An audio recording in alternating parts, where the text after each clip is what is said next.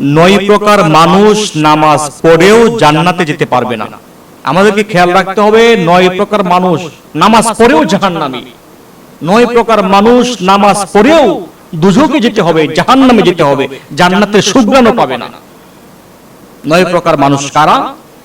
9 প্রকার মানুষের মধ্যে প্রথম হচ্ছে পুরুষের বেশধারী নারী। যে সকল নারী পুরুষের বেশ ধারণ করে, পুরুষের মতো চলাফেরা করে, পুরুষের পোশাক পরে, ওই সকল নারী যদিও নামাজ পড়ে, রোজা রাখে, তারপরেও ওই নারীকে জাহান্নামে যেতে হবে। 2 নম্বর হচ্ছে যারা জুয়া এবং লটারিতে অংশগ্রহণ করে। হাদিস শরীফে সম্পূর্ণভাবে নিষেধ করা হয়েছে, জুয়া লটারি সম্পূর্ণ হারাম, স্পষ্ট নিষেধ করা হয়েছে, জুয়া খেলা যাবে না এবং লটারিও ধরা যাবে না। যারা লটারি ধরছে, যারা জুয়া খেলছে, জুয়ায় অংশগ্রহণ করছে, ওই ব্যক্তি যদি নামাজি হয়ে থাকে, নামাজও পড়ছে, জুয়াও খেলছে, নামাজও পড়ছে, লটারিও ধরেছে, এই পরিস্থিতিতে এই ব্যক্তিটা যদি মারা যায়, নামাজ পড়েও ওই ব্যক্তিকে জাহান্নামে যেতে হবে। যদিও সে নামাজ পড়েছে, রোজা রেখেছে, কিন্তু সে নিয়মিত জুয়া খেলার কারণে, নিয়মিত লটারিতে অংশগ্রহণ করার কারণে ওই ব্যক্তিকে জাহান্নামে যেতে হবে। তারপরে হচ্ছে 3 নাম্বার, খোটা দানকারী ব্যক্তি। যে ব্যক্তি খোটা দেয়, ওই ব্যক্তি নামাজ পড়েও জাহান্নামী। অনেক সময় দেখা যায় একটা মানুষ আর একটা মানুষকে বিপদের সময় সে তাকে সাহায্য করলো, হেল্প করলো, বিপদ থেকে উদ্ধার করে দিল, কিন্তু পরবর্তী সময়ে তার সুযোগ মতো সে বারবার খোটা দিচ্ছে। আমি তোমাকে এই করেছি, তোমাকে সেই করেছি, তোমার চলার কোনো পথ ছিল না, সেই পথ আমি বের করে দিয়েছি, তুমি অমুক বিপদে ছিলে, আমি তো তোমাকে উদ্ধার করে দিয়েছি, এখন তুমি আমার সাথে ভাব দেখাচ্ছ, এই করছো সেই করছো না। আপনি যদি কাউকে হেল্প করে থাকেন, আপনি যদি কারো উপকার করে থাকেন, কাউকে সাহায্য করে থাকেন, তার প্রতিদান তো স্বয়ং আমার আল্লাহ পাক আপনাকে দেবেন। আপনি কেন খোটা দিতে যাবেন? সেজন্য রাসূল পাক সাল্লাল্লাহু আলাইহি ওয়াসাল্লাম বলেছেন, যারা খোটা দানকারী তারা জাহান্নামে যাবে। অতএব আমাদেরকে এই বিষয়টা খেয়াল রাখতে হবে, কখনো খোটা দেওয়া যাবে না। তারপর হচ্ছে 4 নাম্বার হচ্ছে যারা সর্বদা মদ পান করে। একজন মদখোর ব্যক্তি, একজন নিয়মিত মদখোর ব্যক্তি নামাজ পড়েও জাহান্নামী। নামাজ, রোজা, হজ, যাকাত সব পালন করছে, কিন্তু সে নিয়মিত মদ পান করে। এই নিয়মিত মদ পান করার কারণে ওই ব্যক্তিটা নামাজ পড়েও জাহান্নামী।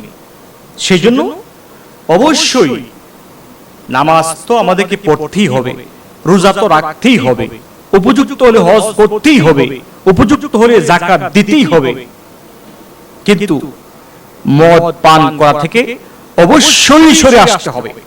যতক্ষণ পর্যন্ত নামাজি ব্যক্তি মদ পান করা থেকে সরে আসতে না পারে, ততক্ষণ পর্যন্ত সে জাহান্নাম থেকে বাঁচতে পারবে না, জান্নাতি হতে পারবে না। তারপরে 5 নাম্বার হচ্ছে যে ব্যক্তি তার পরিবারের বেহায়াপনার সুযোগ দেয়। ধরেন একজন লোক 5 ওয়াক্ত নামাজ পড়ছে, মাহে রমাদানে রোজা রাখছে, সে টাকাওয়ালা, যাকাত দিচ্ছে, টাকাওয়ালা, হজ করছে, কিন্তু তার ঘরের বউ, তার মেয়ে, সে বেহায়াপনায় বিভিন্ন জায়গায় ঘুরছে, ঘোরাফেরা করছে, পর্দা করছে না, বেহায়াপনা ভাবে চলছে, যা মন চায় তাই কিনে দিচ্ছে, যেখানে মন চায় সেখানেই যাচ্ছে।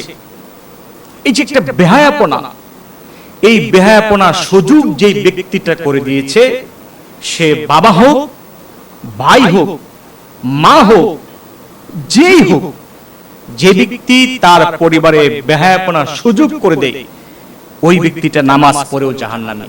ওই ব্যক্তি নামাজ পড়েও জান্নাতে যেতে পারবে না।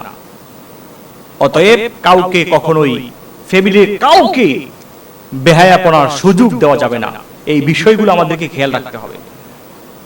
তারপর হচ্ছে 6 নাম্বার, যারা পিতামাতার অবাধ্য সন্তান, এই পিতামাতার অবাধ্য সন্তানগুলো কখনোই নামাজ পড়েও জান্নাতে যেতে পারবে না। আপনি নামাজ পড়ছেন, রোজা রাখছেন, হজ করছেন, যাকাত দিচ্ছেন, কিন্তু পিতামাতার অবাধ্য, আপনি অবাধ্য সন্তান। আপনি পিতামাতার কথা শুনছেন না, আপনি পিতামাতার প্রতি ইহসান করছেন না, আপনি পিতামাতার হক আদায় করছেন না, আপনি আপনার পিতামাতার সাথে আপনি খারাপ ব্যবহার করছেন, দুর্ব্যবহার করছেন, ধমক দিয়ে কথা বলছেন। আপনি মনে রাখবেন আপনার স্থান জাহান্নামে, যদিও আপনি নামাজ পড়েন। রাসূলুল্লাহ সাল্লাল্লাহু আলাইহি ওয়াসাল্লাম বলেছেন, হে আমার সাহাবায়ে কেরাম, তোমরা মনে রাখবে জান্নাত এবং জাহান্নাম তোমাদের পিতামাতার মধ্য দিয়ে তুমি পাইতে পারো। এক সাহাবী রাসূল পাক সাল্লাল্লাহু আলাইহি ওয়াসাল্লামকে জিজ্ঞাসা করলেন, ইয়া রাসূলুল্লাহ, হুজুর, আমি আমার পিতামাতাকে কেমন চোখে দেখব, কেমন করে দেখব? রাসূল পাক সাল্লাল্লাহু আলাইহি ওয়াসাল্লাম বলেছেন, হুমা নারুকা ওয়া জান্নাতুকা, তোমার পিতামাতা হচ্ছে তোমার জান্নাত, তোমার পিতামাতা হচ্ছে তোমার জাহান্নাম। তুমি ইচ্ছে করলে তুমি তোমার পিতামাতার খেদমত করে জান্নাতি হতে পারো, তুমি ইচ্ছা করলে তুমি তোমার পিতামাতাকে কষ্ট দিয়ে জাহান্নামীও হতে পারো। সিদ্ধান্ত তোমার। তুমি ভালো ব্যবহার করলে, সুন্দর ব্যবহার করলে, পিতামাতার প্রতি ইহসান করলে, পিতামাতার খেদমত করলে, পিতামাতাকে খুশি করতে পারলে তোমার জন্য রয়েছে জান্নাত। আর যদি তুমি খারাপ ব্যবহার করে, পিতামাতার হক আদায় না করে, পিতামাতাকে কষ্ট দিয়ে পিতামাতার অবাধ্য সন্তান হও, তাহলে তোমার স্থান রয়েছে জাহান্নামে।